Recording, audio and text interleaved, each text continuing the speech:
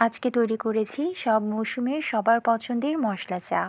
নিয়েছিলাম আদা কুচি, তেজপাতা, লবঙ্গ আর এলাচি।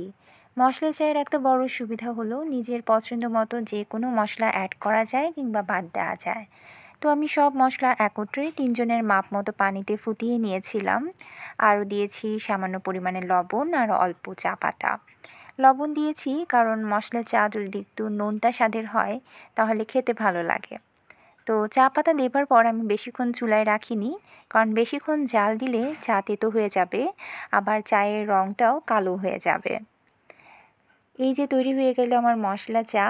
আর এখানে আমি চিনির বদলে সামান্য মধু ব্যবহার করেছি।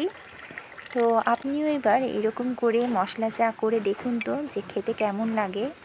আর আমার আজকের এই ভিডিওটি যদি ভালো লেগে থাকে তাহলে অবশ্যই লাইক, কমেন্ট এবং সাবস্ক্রাইব করে পাশে থাকবেন। সেই সাথে এতক্ষণ পর্যন্ত ভিডিওটি দেখবার জন্য অনেক ধন্যবাদ। ভালো থাকুন সবাই।